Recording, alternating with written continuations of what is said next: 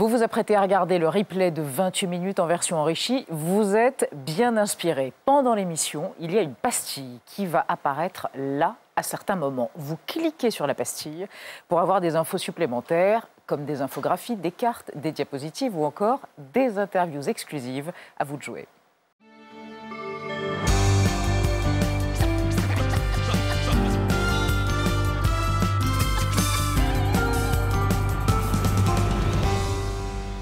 Bonsoir et bienvenue dans 28 minutes qui se met à l'heure turque avec un débat sur les conséquences du camouflet électoral administré hier au président islamo-conservateur Erdogan. Fini l'hyperprésidence, bienvenue au pluralisme. L'AKP sans majorité absolue, les Kurdes émergeant comme acteurs politiques incontournables, ce n'est plus un paysage, c'est un séisme. Avec quelles conséquences pour l'Europe et le Proche-Orient, on en débattra, mais pas avant d'avoir reçu l'auteur du film Mustang, sensation turque du dernier festival de Cannes, le portrait de 5 sœurs à longue crinière, totalement indomptables. Elle est avec nous, elle s'appelle Denise. Bonsoir Nadia. Bonsoir Elisabeth. Bonsoir Vincent Giret. Bonsoir Elisabeth. Et bonsoir Denise Erguven. Pardonnez-nous, on a toujours des problèmes avec les noms turcs. C'est une langue sublime, mais on a un peu de mal avec les U, trémas, etc. Bonsoir. Denise, c'est simple. Oui, c'est ça. Votre film Mustang sort le 17 juin en France. Absolument. Il sort en Turquie. Il sortira en Turquie en octobre, en novembre. Sans problème. On verra. Il y a une censure? Est-ce qu'il y a une censure? Oui. Vous êtes passé par les fourches codines de la censure? De manière plus informelle que ça. C'est-à-dire qu'ils peuvent venir pêcher un film durant un festival, avant une projection. Voilà, donc on verra. D'accord. Et juste une question en préambule, c'est une bonne journée aujourd'hui pour les Turcs? C'est une bonne journée, on a tous une espèce de petit sourire. Oui. Très bien, c'est ce qu'on voulait entendre. Alors, on vous retrouve juste après l'Expresso de Thibault Nolte. Regardez, Denise.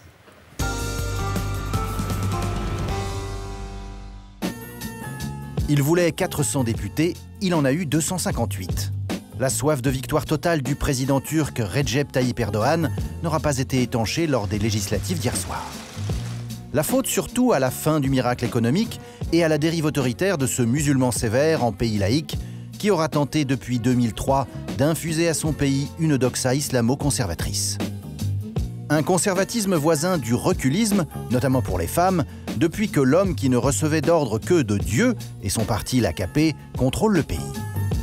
Hostilité au dortoir mixte pour les étudiants, restriction du droit à l'avortement, appels insistants pour avoir au moins 3 enfants ou encore incitation à ne pas rire trop fort en public. Mustang de Deniz Gamze Erguven essore l'islamo-conservatisme turc par l'exemple. 5 sœurs, aussi jolies que vivantes, finissent l'année scolaire par une bataille aquatique sur la mer Noire avec des camarades d'école.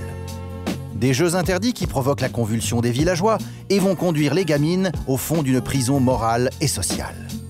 Privée d'école, bâchée de longues robes, baptisées robes couleur de merde, la sororité va se déliter au fur et à mesure des mariages arrangés. Mécanique d'une société perverse, sexuellement déprimée, où préfabriquer l'existence est le seul moyen d'éteindre le feu sacré qui brûle l'adolescence. Mais au pays d'Erdogan, les pyromanes n'ont pas craqué leur dernière allumette.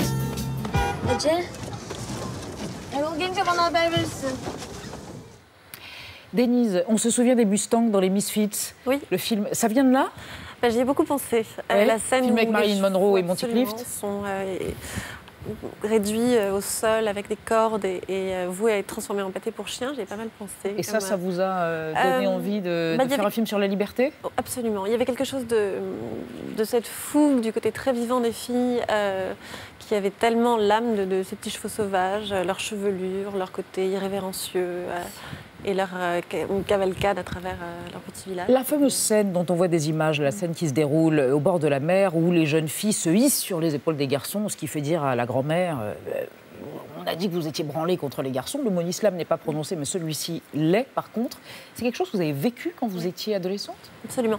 Les mots étaient peut-être moins violents, mais c'était de l'ordre de ton entrejambe a touché telle partie du corps d'un garçon. Et c'était dégoûtant. Comment est-ce que vous aviez réagi à ce moment-là? J'avais été mortifiée, j'avais baissé les yeux, j'ai rien dit pendant des années. Puis ensuite, le film m'a fait une succession de petites choses qui me sont restées coincées en travers de la gorge, c'est-à-dire casser des chaises et dire ces chaises ont touché notre trou du cul, ça c'était dégoûtant. Enfin, c'était exactement le genre de choses qu'on rêverait de faire et de dire, l'héroïsme et le courage qu'on n'a pas eu. Alors, dans la Turquie, on connaît les villes émancipées, libres, où on peut discuter, débattre, s'habiller un peu comme on veut. Et puis là, vous nous emmenez dans les campagnes. Et on voit des situations, une culture qui enferme littéralement les jeunes adolescentes. Cette part-là de la vie des jeunes filles, ça représente quoi à l'échelle du pays? C'est minoritaire, c'est très présent dans les campagnes? Déjà, la scission n'est pas géographique. C'est-à-dire que, par exemple, la scène où Selma est conduite le soir de sa nuit de noces à l'hôpital pour vérifier si elle a saigné ou pas. Que l'hymen est toujours là. C'est une situation qu'un gynécologue m'avait racontée qui travaille à Ankara, mais dans les jupons de la ville qui sont assez populaires, où viennent des gens. Donc c'est pas géographique, c'est social. Il y aura une scission plus sociale. C'est-à-dire que même à l'intérieur des villes, il y aura des gens qui auront des existences très modernes, très libres, et aussi des classes populaires plus traditionnelles et qui auront vivront ces scènes qu'on a écrites pour la campagne. Mais, voilà. Ce sont 5 orphelines qui vivent donc dans une maison qui devient peu à peu une forteresse et une prison. On les isole de l'extérieur. Il y a un oncle qui est une sorte de barbe bleue, mais il y a un personnage qui nous a tous beaucoup frappés, qui est la grand-mère. Cette grand-mère qui est soumise, qui est elle-même recluse, perpétue l'aliénation et d'une certaine manière les aime et cet amour les tue. Comment est-ce que c'est possible? C'est ça la Turquie, justement, de cet archaïsme-là? Les femmes perpétuent l'aliénation des femmes? Alors, ça, c'est un peu partout. Enfin, le machisme qui soit reproduit par les femmes, c'était pas du tout une surprise. Et pas seulement le machisme, enfin, il y a tout un tas de choses qui sont quand même des carcans assez rigides pour les femmes qui sont, dans des cas qui ne concernent pas du tout la Turquie, mais par exemple l'excision est quelque chose qui est soutenu par des femmes ou refait par des femmes qui l'ont vécu. Sœurs, les tantes. Donc c'est un peu cette idée-là. On reproduit ce qu'on a soi-même vécu. Oui, et ensuite, cette famille, comme tous ces personnages, ne sont pas les représentants exacts de tout ce que c'est que une histoire. l'ensemble de la Turquie. C'est une fiction. Absolument. Les jeunes filles, à part l'une qui vit en France, qui étudie à Bondy, qui est au collège, les autres vivent en Turquie. Est-ce qu'elles ont eu, lorsqu'elles ont lu le scénario et dit à leur famille, voilà ce que je vais faire, est-ce qu'il y a eu des dissensions, des voix qui sont élevées en disant non, c'est tout à fait trop moderne ou libre? Non, parce que bien sûr, je ne suis pas arrivée avec un discours extrêmement provoquant en disant, voilà, on a des allumettes, on va mettre le feu, et puis ensuite, c'est pas du tout comme ça que on peut dire que le film est très subtil en plus, très fin. Mais c'était au bout de... Déjà, ce qui se passe entre des acteurs et un metteur en scène, c'est une grande relation de confiance qui commence à exister pas à pas. Puis ensuite, on a eu des discussions. Le jour venu, j'ai pris surtout les parents de Lalé entre 4 yeux et j'ai fait une longue liste de tout ce que Lalé allait devoir faire. Lalé, c'est la plus petite. La plus petite durant et la plus radicale. Et il y avait tout, c'est-à-dire elle sera filmée en sous-vêtements, elle sera confrontée à la mort. Et je demandais, par exemple, à ses parents ce qu'elle savait de ça, comment est-ce que je devais lui parler. Donc tout était extrêmement balisé. D'accord. Et vous avez tourné dans une campagne turque. Dans une campagne assez conservatrice, pour le coup. Sans incident. Sans incident. Mais on tente tout pour passer en dessous du radar. Denise Erguven, on a parlé et on va parler tout à l'heure de ce camouflet infligé par les Turcs à Erdogan, qui a dit récemment les femmes ne sont pas les égales des hommes, leur rôle c'est stricto sensu la maternité. Ça veut dire quoi? Ça veut dire que, en 2015. En 2015, c'est une espèce de discours politique où les femmes sont le centre du débat qui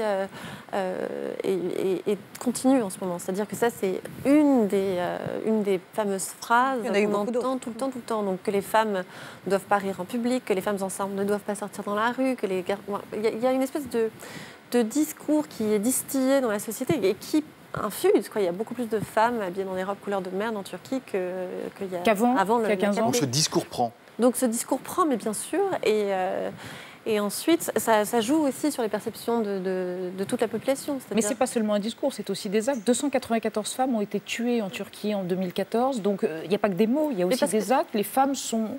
Mais assassinées. Ça normalise, des représentants du gouvernement qui disent des choses comme une femme violée, c'est parce qu'elle l'a cherchée, c'est parce qu'elle est mal habillée, et si elle est violée, l'État s'occupe de ses enfants.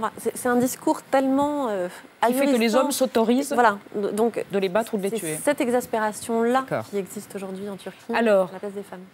Comment réagir? Comment elles réagissent? Parce que ce discours prend, mais il arrive aussi que les femmes réagissent. Elles peuvent réagir de manière absolument formidable. C'est ce qui s'est passé il y a quelques jours. Les femmes tournent le dos littéralement à Erdogan. Ça a commencé le 1er juin.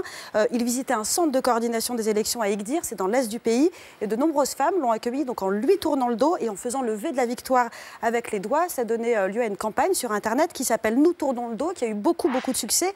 Et en fait, ce qui est fascinant dans tout ça, c'est pas tellement le geste politique fort et courageux de ces femmes, c'est aussi la réaction d'Erdogan Erdogan, qui a dit juste après dire « Elles nous ont tourné le dos alors que nous étions en train d'avancer.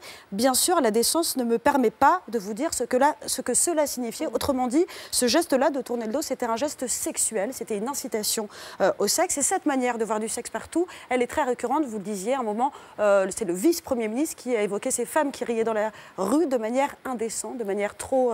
voilà, qui était indécente. Comment est-ce que vous expliquez cette espèce de schizophrénie? C'est qu'à la fois, on a un discours très moraliste et en même temps, le corps féminin est sexualisé en permanence. Oui, non, mais c'est l'espèce de paradoxe des conservateurs. C'est-à-dire que moi, je vois chez eux une espèce de... Qui n'est pas propre à la Turquie, d'ailleurs. Qui n'est pas propre à la Turquie, mais des conservateurs ou des islamo-conservateurs? C'est lié à... Je n'emploie jamais le mot que vous employez. Ah oui. Non, mais il y a quelque chose qui est un filtre qui regarde les femmes continuellement sous un aspect sexuel. C'est-à-dire, et ça commence très tôt. Dans le compris film, les très jeunes filles. Ouais. Oui, enfin, le coup du jeu qui serait une obscénité, c'est à 12-13 ans. Il y a des directeurs d'école qui décident que les filles et les garçons vont monter les escaliers pour aller en maths séparément, parce que quand on va en maths à 8h du matin, comme chacun sait... On ne pense qu'à ça. On ne pense qu'à ça. Et donc voilà, il y a une espèce de manière de retirer tout ce qui pourrait être anodin de la vie des femmes, et ça marche en fait. Moi je le sens, enfin, c'est quelque chose... Vous le sentez, vous dites d'ailleurs quand on veut vivre libre comme femme en Turquie, on a le sentiment qu'on a un scaphandrier sur le dos en permanence, il y a ce poids sur les épaules. Mais je répète ma question, pourquoi ne dites-vous pas le mot islam? C'est un discours islamo-conservateur, on ne peut pas le dire ça? Non, parce que c'est pas seulement quelque chose de religieux, puis ensuite c'est devenu culturel. C'est pas ça, c'est que c'est une certaine lecture de la religion. Donc c'est pour ça que j'essaie de ne pas sanctuariser ce conservatisme-là. Et puis aussi, il y a d'autres choses qui le constituent, comme le code de l'honneur, qui est d'une manière ou d'une autre distillé dans la société turque. Voilà, donc c'est pas que un phénomène religieux. Une dernière question. Oui, comment on fait quand on vit comme ça, comme vous, entre les États-Unis, la France, la Turquie? Quand enfant, vous retourniez en Turquie, vous disiez « j'avais le sentiment de régresser à chaque fois ». Oui, alors non, alors attention, la régression, c'était quelque chose qui était plus de l'ordre familial. J'avais une grande liberté en France, et en Turquie, c'était plus... je redevenais plus encadré, oui, voilà, c'est ça. Quelque chose de privé. Donc c'est pas une espèce de régression à l'époque. En termes d'émancipation et de... Non. Ça dépend. Pendant longtemps, je composais avec... Parce que vous n'êtes pas française, on peut le spécifier. Non, vous êtes turque, et donc là-bas, vous êtes perçue... Là-bas, je suis perçue un peu comme la Turque qui vit en France. La cosmopolite. Oui. Ouais. Mustang en salle, pas ce mercredi, mais le 17 juin en France et donc en Turquie à l'automne. On vous le souhaite en tout cas. Merci Denise Ergüven d'être venue dans 28 minutes dans cette émission spéciale consacrée à la Turquie, puisque nous continuons avec un débat consécutif aux élections législatives. On va s'intéresser aux enseignements de ce scrutin, un coup d'arrêt à l'ottomania et au rêve de sultanat glorieux du président Erdogan. L'AKP, la machine de guerre du chef de l'État, a donc perdu la majorité absolue. Hier, est-ce que c'est le début de la fin pour le président turc? Débat après la mise au point de Sandrine Le Calvez.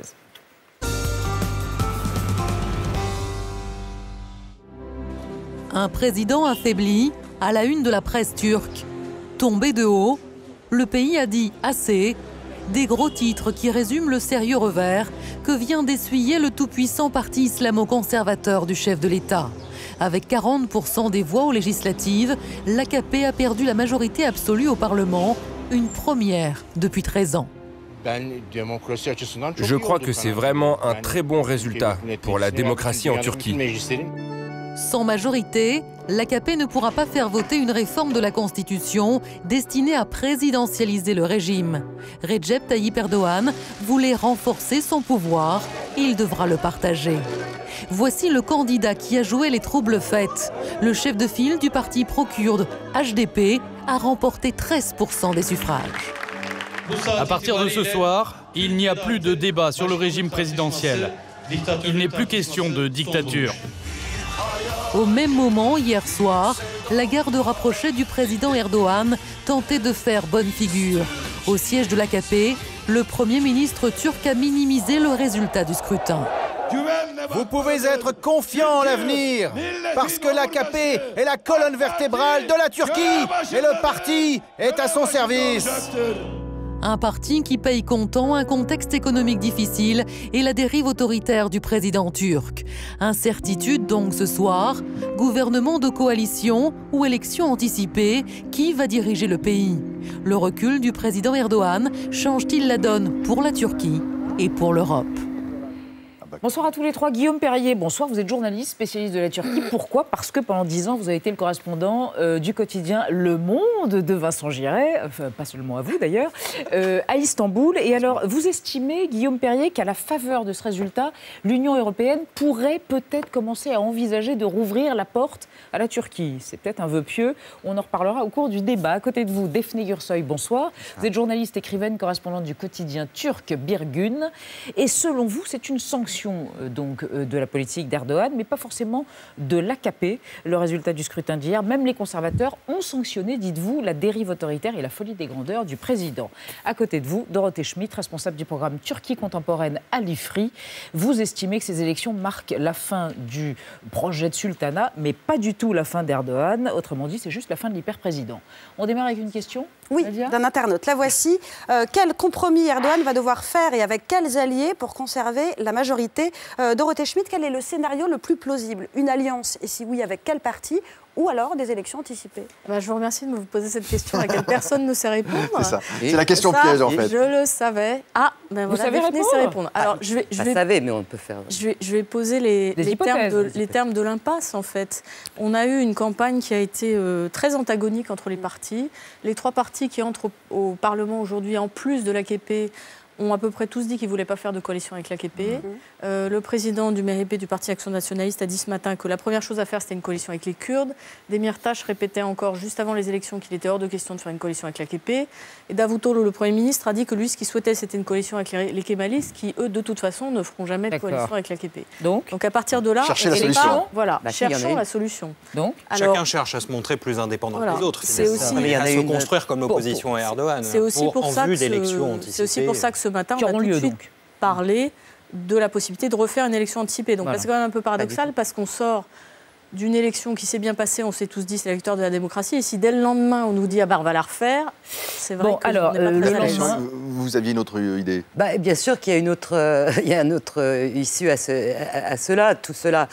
Le fait est de devoir comment les partis d'opposition, puisque, comme le dit Dorothée tout justement, ils sont tous opposés à une alliance pour l'instant, s'ils peuvent, eux, faire une alliance d'opposition et demander à M. Davutoglu de faire une représentation minoritaire, enfin un cabinet avec, pas avec une majorité, mais avec une minorité, ils pourront alors demander, bien sûr, des concessions à l'AKP, et pas à M. Erdogan, puisqu'on va revenir dessus. Donc l'AKP gouvernerait, si je vous suis, mais dans le cadre d'un cabinet minoritaire, mais avec un programme commun établi avec l'opposition. Plus qu'un programme, l'idéal serait que plus qu'un programme commun, on puisse marchander avant, si vous voulez, entre guillemets. Defne Gürsoy, je vous dis ce qu'on dit en France, avec des si, etc., etc. Donc on va revenir juste quand même, avant de toutes ces hypothèses, à ce qui s'est passé hier. Déjà, juste un chiffre avant le chiffre du jour, le scrutin, 86% de participation, c'est énorme, non ? C'est énorme. C'est beaucoup. Donc les gens voulaient voter. Et voulaient voter contre Erdogan. Oui, c'est plutôt un bon signe sur le plan démocratique. Mais la participation est toujours très élevée, non ? Oui, la participation est souvent très élevée. Elle était de 84% en dernière législative, donc il n'y a pas un changement majeur. Donc là, perte de majorité absolue, c'est un événement considérable. Qu'est-ce qui a été sanctionné ? D'abord Erdogan, je crois, le mode de gouvernement personnel et autoritaire d'Erdogan et la dérive à laquelle on a assisté ces dernières années. On peut dire que cette élection a été transformée en fait une sorte de référendum pour Erdogan et son projet de régime présidentiel. C'était le cas de chaque élection depuis son arrivée au pouvoir. Simplement, c'est la première fois que ça ne marche plus. Ce qui montre bien il l'avait anticipé, ça ? Pas tellement, parce que là, ils ont un peu l'air d'être secs. Non, il n'avait pas anticipé cela. On sent dans les réactions que, quand même, il y a une impréparation face à cette défaite électorale qui est assez forte. J'ai pas l'impression qu'il ait de plan B, c'est surtout ça, c'est que c'est sa seule manière de gouverner. Alors, vous évoquiez une hyper-présidence, une mégalomanie, une folie des grandeurs. Alors, il y a un chiffre, chère Elisabeth, qui rend cette dimension-là, c'est 200 000 mètres carrés. C'était tout simplement la surface, c'est la surface du nouveau palais présidentiel turc. Ça a coûté presque un demi-milliard, 1100 pièces. Si vous avez envie de visualiser, il y a une petite vidéo officielle d'ailleurs qui tient presque de la propagande de visite dans ce palais. C'est absolument incroyable. Là, symbolise, on pense bien évidemment à Ceausescu, à quelques dirigeants qui à un moment donné ont établi comme ça des travaux considérables. S'il fallait un signe de la personnalisation, de l'ego, de la mégalomanie de ce président, on l'a ici, non ? Il y a plus que ça d'ailleurs. Je pense que cette sanction, pour ajouter à ce que vient de dire Guillaume, c'est vraiment... la sanction est tombée pour la personnalité de M. Erdogan et pas à l'AKP, comme vous l'avez vu. Sinon, les 40% est tout à fait honorable quand même. C'est le premier parti. Le parti est tout à fait honorable, vu ce qui s'est passé il y a un an sur les pots de vin, etc. Je pense que 40% est déjà pas mal. Mais la personne de M. Erdogan commence à déranger énormément, y compris dans son propre clan. Dans son propre parti. Dans son propre clan. Et c'est là, de toute manière, s'il y a avancé, ça sera là-dedans, si vous voulez, que le parti lui-même, de l'AKP, où il y a des gens formidables, comme dans tous les partis, et qui ont fait évoluer le pays, dans l'AKP lui-même, si on pouvait enfin résister à cette super pouvoir de M. Erdogan et lui dire, littéralement, au sens figuré et au sens propre, on va t'enfermer à Chankaya dans ton grand palais, reste là, parce que voilà. La loi actuelle, la législation actuelle veut que le président n'ait pas trop de pouvoir, qu'on puisse garder celui-là et laisse-nous diriger le pays. Dorothée Schmitt, au-delà de la dimension personnelle, égotique du personnage, est-ce que aussi a été sanctionnée cette dérive autoritaire? On pense aux journalistes emprisonnés ou embêtés, on pense à la justice, on pense à la corruption que vous aviez évoquée tout à l'heure. Au discours sur les femmes, au discours sur les femmes, on en a parlé un instant.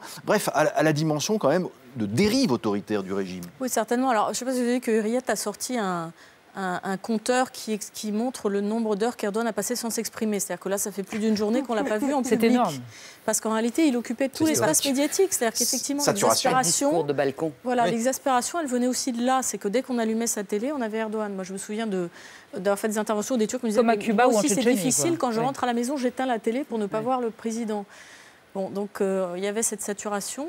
Maintenant, sur les différents éléments de bilan, on a aussi beaucoup dit que l'économie turque allait moins bien et que donc c'est vrai que ça avait la coûté une croissance partie est de un petit peu en l'électorat. berne, le chômage a augmenté, ça peut jouer ça aussi? Oui, tout à fait, bien sûr. Et il y a le sentiment que cette corruption, que la corruption aujourd'hui est quelque chose de plus grave en période de croissance faible. Un certain nombre d'affaires qui ont été révélées publiquement qui le concernaient. concernaient. Oui, tout à fait, mais jusqu'à présent, ça ne dérangeait pas énormément l'électorat turc parce que finalement, la croissance était assez élevée. On observe ça assez souvent que la tolérance à la corruption, elle baisse en période de crise. Par ailleurs, très important, on a surtout le HDP, ce nouveau parti qui a donné un débouché à tout un électorat qui jusqu'à présent n'avait pas vraiment de plan de tournée. Alors, on va y revenir, mais juste avant d'y revenir, un petit retour en arrière avec le rétroviseur de Marc-Antoine de Porrette pour voir comment Erdogan, un brave type pas forcément hostile à certaines idées progressistes il y a 13 ans, est devenu, au bout de 13 ans, cet autocrate à l'hubris absolument délirant dont on parle depuis 8 minutes. C'est le rétroviseur, regardez.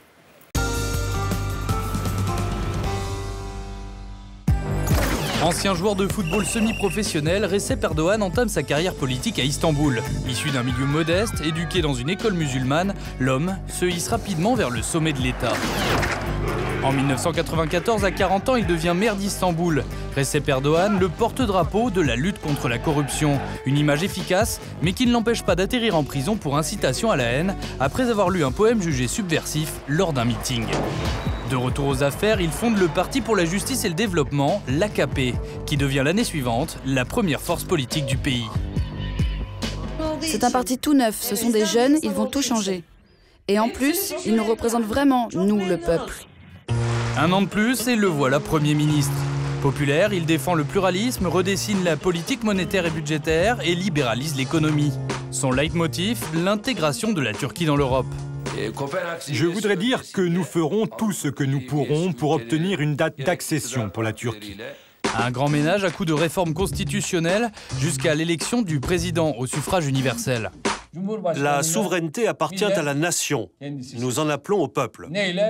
Laissez le peuple élire lui-même son président. Dans un souci de s'afficher respectueux de la laïcité et de la démocratie, le chef du gouvernement autorise la diffusion de programmes de radio et de télévision en langue kurde.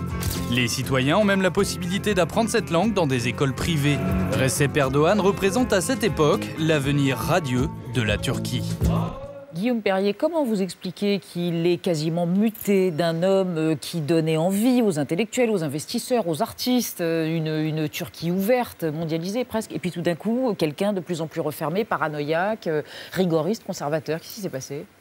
L'usure du pouvoir, d'abord, 13 ans de pouvoir, enfermé dans une solitude de plus en plus grande. Ça, c'est un aspect qu'on a très peu souligné ces dernières années. C'est qu'Erdogan s'est vraiment enfermé sur lui-même, avec un entourage réduit à sa plus simple expression, 5 personnes, un cabinet très restreint, des courtisans. Voilà, donc même pour sa sécurité, il est entouré d'un voile de paranoïa. On voit ce palais complètement délirant, mais derrière ça, il y a une solitude extrêmement forte. Alors, je crois qu'il y a l'usure du pouvoir, et puis il y a aussi un aspect dont on va reparler, c'est l'échec des négociations avec l'Union européenne, qui ont entraîné la Turquie sur une autre pente, évidemment, qui ont incité Erdogan à aller dans une autre direction que celle de la démocratisation. Ça a été un déclencheur. Alors, Nadia, on va parler des Kurdes. Oui, et du vrai vainqueur de ce scrutin. Et le vainqueur, mais qui est-il? Il s'appelle Selahattin Demirtas, c'est comme ça qu'on dit. C'est donc le leader kurde du HDP, c'est la nouvelle étoile de la politique turque. Et comme tous les nouveaux leaders charismatiques, il a droit à des petits surnoms. On l'appelle le Tsipras turc, Selokan ou Selo. L'Obama kurde aussi. Aussi, alors ça, j'avais pas vu. S'il fait tant parler, tout est possible. C'est l'euphorie. S'il fait tant parler, c'est parce qu'il a totalement ringardisé tous les autres leaders politiques. C'est aussi le strict opposé d'Erdogan. Il est jeune, il a 42 ans, il est très très charismatique. Il est calme et posé. Quand on voit qu'Erdogan, lui, il a plutôt tendance à vociférer. Il est aussi très drôle, notamment quand il se moque d'Erdogan, dont il disait récemment, c'est comme s'il n'était pas président, mais directeur chargé des inaugurations. Dites-lui que vous allez ouvrir une bouteille de soda, il viendra pour l'inaugurer. C'est la fameuse saturation dont vous parlez. Il est aussi féministe. Il affirme repasser lui-même ses chemises et faire très bien la cuisine. Bon.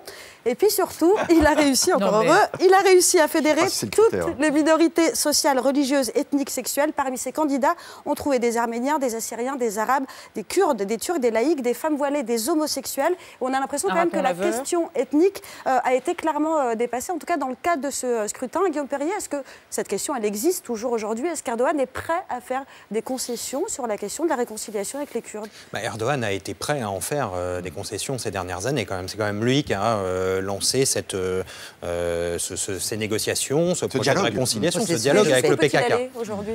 Jusqu'où peut-il aller? Il est limité lui-même par son propre électorat. L'électorat turc de l'AKP est quand même conservateur, nationaliste sur ces questions. Méfiant vis-à-vis des Kurdes? Méfiant, bien entendu. Il y a un nationalisme très fort quand même chez les conservateurs turcs, mais il y a aussi une envie d'en finir avec cette guerre civile et de mettre fin à ces années de guerre et de mort. Donc Erdogan a endossé ce rôle de celui qui fera la paix avec les Kurdes. De réconciliateur. Il s'est retrouvé bloqué finalement à un certain niveau dans cette entreprise, parce qu'il y a des forces contraires qui se sont exprimées aussi. Alors aujourd'hui, quelle alliance et quelle direction il va choisir, c'est toute la question. Est-ce qu'il va tirer l'AKP vers la gauche ou au contraire vers l'extrême droite et tourner le dos aux Kurdes? Daphné, Urseuil?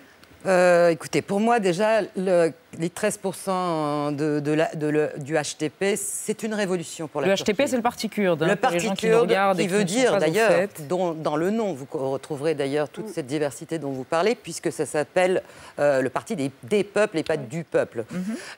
C'est une révolution pour la Turquie, pour plusieurs raisons. D'abord, c'est la première fois...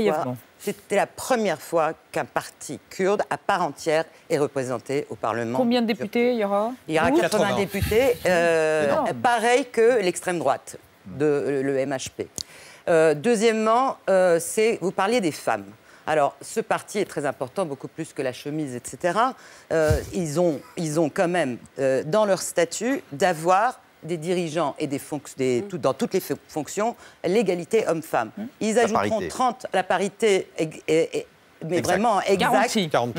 30 femmes kurdes rentreront au Parlement. Et c'est la première fois cette année, avec ce scrutin en général, où il y aura 18% de femmes. Est-ce que les Turcs de France ont voté massivement pour ce parti? Comment ont voté les Turcs de France? Écoutez, à Paris, à Marseille, ils ont voté pour ce parti, mais pas à Lyon et à Strasbourg. Les Kurdes de nulle part ne votent entièrement le HDP. On a parlé des les Turcs. citoyens de Turquie en France. Oui, parce que je veux dire, en France, on ne sait pas qui sont les Turcs et qui sont les Kurdes. On ne fait pas de statistique ethnique, c'est comme en Turquie d'ailleurs. Il y a une participation très faible. Et le représentant, juste pour l'importance, c'est que pourquoi les gens des grandes conglomérations d'Istanbul, etc., ont voté?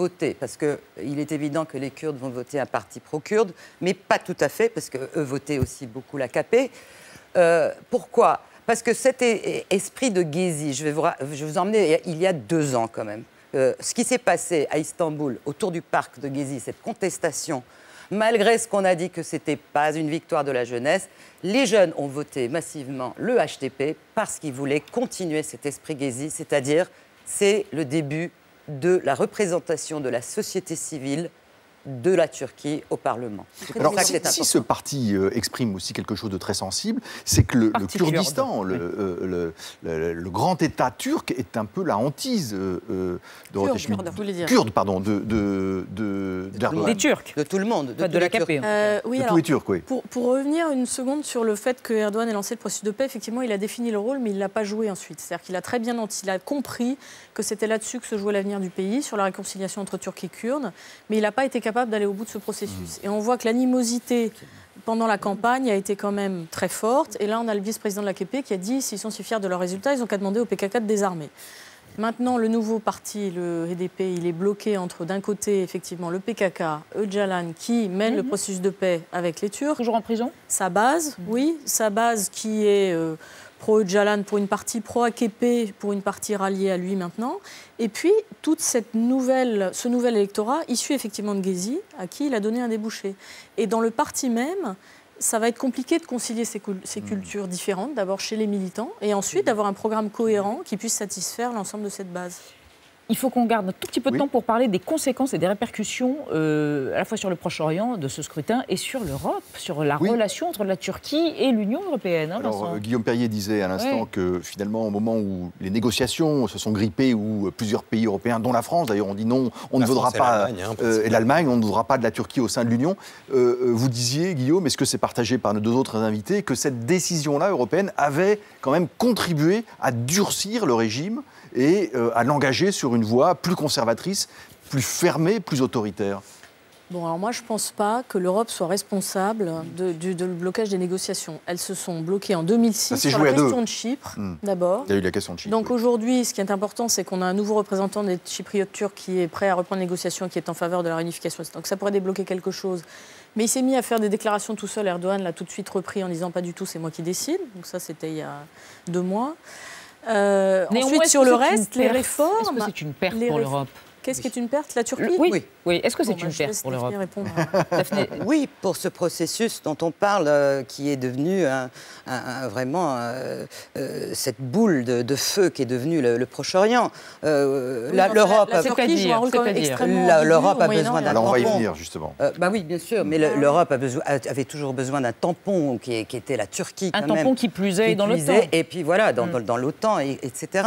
Mais n'oubliez pas quand même que ce scrutin... Si on parle de la marche vers l'Europe pour les Turcs, à Erdogan, je suis tout à fait d'accord. Ils y croient encore, les Turcs, à la marche vers l'Europe? Pas vraiment, on n'en parle pas beaucoup. Ils le veulent encore ou ils y croient encore? On n'en parle plus et ce n'était même pas dans le discours électoral. C'est pas du tout un sujet de campagne. Pas du tout un sujet de campagne. Je suis tout à fait d'accord que ce n'est pas l'Europe qui sanctionne, etc. Et je pense que c'est beaucoup plus sain comme ça. C'est les Turcs qui doivent avancer vers la démocratie à travers ce parti kurde. Mais je rappelle, excusez-moi, que ce n'est pas seulement le HDP qui a produit 3 Arméniens au Parlement d'origine turque, au Parlement. Chaque parti, à part bien sûr l'extrême droite, a un candidat qui a...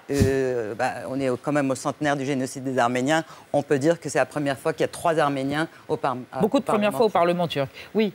Le Moyen-Orient. Le Moyen-Orient. On va regarder, si vous voulez bien, une image. En fait, ce sont à la fois des photos et des vidéos publiées par un journal turc et qui laissent entendre, il y avait déjà une assez forte suspicion qu'il pesait sur le régime turc en disant, voilà, ils ont laissé passer des combattants et des armes rejoindre Daesh pour combattre Bachar el-Assad. Officiellement, le régime, pourtant, se situe dans le camp de ceux qui demandent le départ de Bachar el-Assad en Syrie, mais on voit à travers ces images que cette suspicion, en tout cas là, je ne sais pas si on peut vérifier ces éléments d'information, mais en tout cas, est-ce que vous croyez à la duplicité, Guillaume Perrier, du régime vis-à-à-vis de la Syrie ? C'est des vieilles images qui n'étaient pas sorties. Voilà, alors ces images viennent d'être publiées, elles datent de janvier 2014. avait empêché leur diffusion. On en avait parlé à l'époque, y compris dans Le Monde, on avait écrit sur cet épisode. Néanmoins, les frontières de la Turquie et de la Syrie poreuses, qui laissent passer des djihadistes, les histoires autour du pétrole, la Turquie étant un débouché pour le pétrole de Daesh, est-ce que tout ça est avéré ou pas?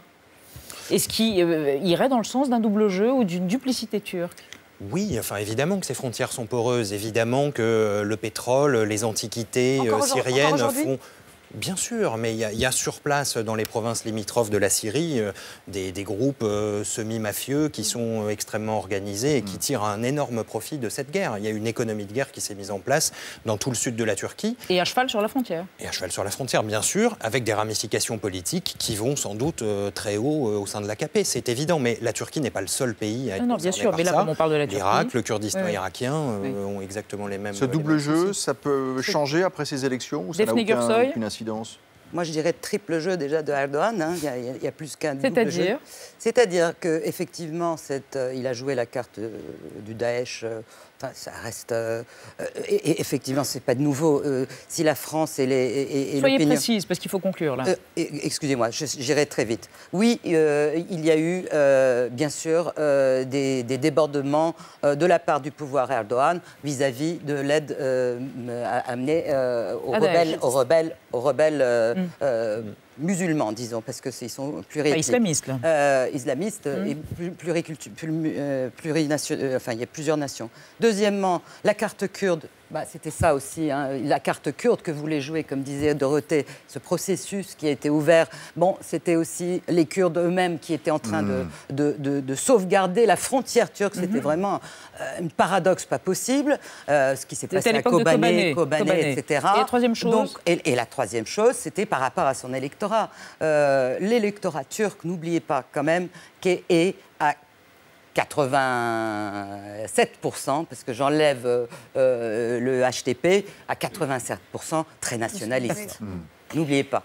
Ce sera la conclusion de ce débat pour ce soir. Je pense qu'on en reparlera d'ici la création du gouvernement ou les prochaines élections anticipées. En attendant, on accueille Jean-Mathieu Pernin, chérubin de France Info. Ce soir, la censure en Turquie d'un drôle de truc de Game of Thrones. Eh bien oui, puisque qu'est-ce que c'est que cette histoire ? Après 200 km de marche et 5000 pompes, c'est vrai que l'étudiant militaire, pour se reposer, qu'est-ce qu'il regarde dans sa caserne ? Eh bien au mieux Scooby-Doo, hein, puisque en décembre dernier, Game of Thrones a été interdit dans les académies militaires turques. Alors en cause un règlement qui, pour faire attention à la morale justement des étudiants en armée, pour préserver leur moralité, ont décidé d'arrêter la diffusion de films, alors je cite, illustrant l'exploitation, alors c'est assez long, sexuelle, pornographique, exhibitionniste, les abus, le harcèlement et les comportements négatifs. Et le meilleur exemple de décadence pour l'armée turque, c'est donc la série Game of Thrones. Voilà, alors Game of Thrones, l'une des séries les plus populaires au monde, à tel point que par moment, un mois, elle peut être piratée plus de 7 millions de fois. Et elle a tout de suite édicté ses propres règles. Hein. Donc il y a beaucoup de violence, des femmes nues, de la peau de bête, des cuisses fermes.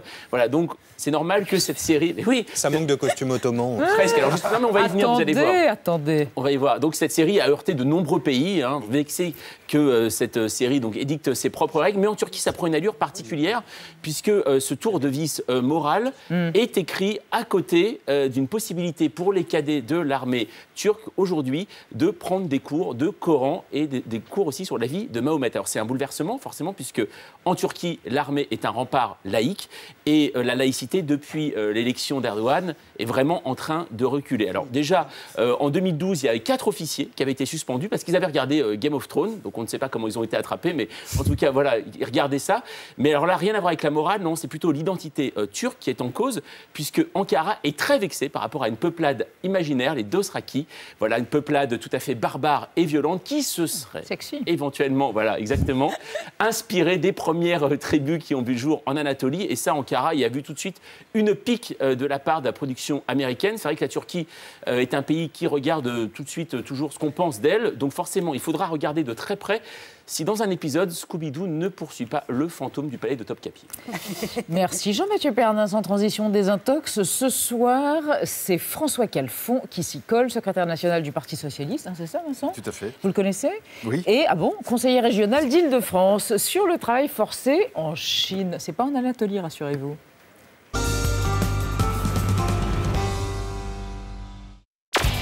Flashé aujourd'hui par Désintox, François Calfon, secrétaire national du Parti Socialiste, sur le travail forcé en Chine. Vous savez combien il y a de travailleurs forcés en Chine ? Il y en a 24 millions. Donc moi, si vous voulez, l'eau-libéralisme qui consiste à faire travailler des enfants ou des prisonniers sans salaire, c'est quelque chose qui ne me convient pas.